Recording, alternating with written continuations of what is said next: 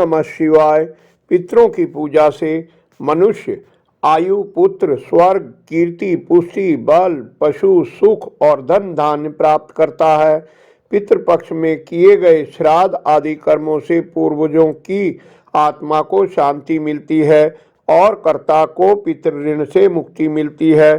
श्राद्ध में आमंत्रित ब्राह्मण पितरों के प्रतिनिधि रूप होते हैं।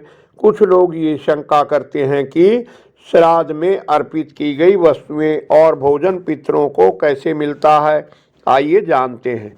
मृत्यु के बाद जीव अपने कर्म अनुसार विभिन्न योनियों, देवता, मनुष्य, गंधर्व, पिशाच, प्रेत, पशु, पक्षी आदि में जन्म लेता है।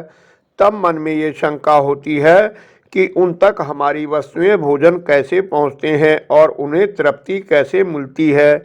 स्कंद पुराण में राजा करदन ने महायोगी महाकाल से ऐसा ही प्रश्न पूछने का उल्लेख है। भगवान महाकाल ने बताया कि विश्व नियंता ने ऐसी व्यवस्था कर रखी है कि श्राद्ध की सामग्री वर्तमान योनि के अनुरूप होकर पितरों के पास पहुंचती है। विभिन्न योनियों की तरह ही दिव्य पितर होते हैं। इस व्यवस्था के अधिपति हैं अग्निश्वात आदि दिव्य पितर। दिव्य पितरों और देवताओं की योनि ऐसी है कि वे दूर से ही कही हुई बात सुन लेते हैं, दूर से ही की गई पूजा ग्रहण कर लेते हैं, दूर से ही की गई स्तुतियों से प्रसन्न हो जाते हैं। वे भूत, भविष्य और वर्तमान सब जानते हैं और सभी जगह पहुंच सकते हैं। 5 तन्मात्राएं मन, बुद्धि, अहंकार और प्रकृति, इन 9 तत्वों से उनका शरीर बना होता है और 10वें तत्व के रूप में इनके भीतर स्वयं भगवान पुरुषोत्तम निवास करते हैं। इसलिए देवता और पितृ गंध व रस तत्व से, शब्द तत्व से तृप्त रहते हैं और ईश्वर स्पर्श तत्व को ग्रहण करते हैं। वे पवित्रता से ही प्रसन्न होते हैं और वर देते हैं। जैसे मनुष्यों का आहार अन्न और पशुओं का तृण है, वैसे ही पितरों का आहार अन्न का सार तत्व, गंध और रस है। अतः वे अन्न व जल का सार तत्व ही ग्रहण करते हैं। शेष जो स्थूल वस्तु है वह यहीं रह जाती है।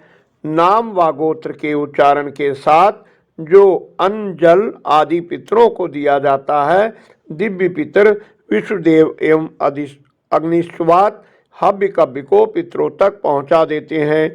यदि पितृ देव योनि में है तो उन्हें यहाँ दिया गया अन्न अमृत होकर प्राप्त होता है। यदि गंधर्व बन गए हैं तो अन्न उन्हें भोगों के रूप में प्राप्त होता है। यदि पशु योनि में है तो तृण के रूप में प्राप्त होता है।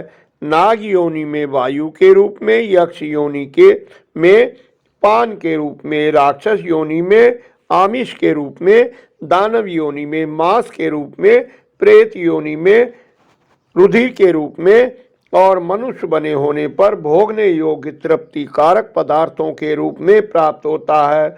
जिस प्रकार बछड़ा झुंड में भी अपनी मां को ढूंढ लेता है, उसी प्रकार नाम, गोत्र, हृदय की भक्ति एवं देश काल आदि के सारे दिए गए पदार्थ पितरों के पास पहुंच जाते हैं। जीव चाहे सैकड़ों योनियों को पार कर गया हो, तृप्ति तो उसके पास पहुंच ही जाती है।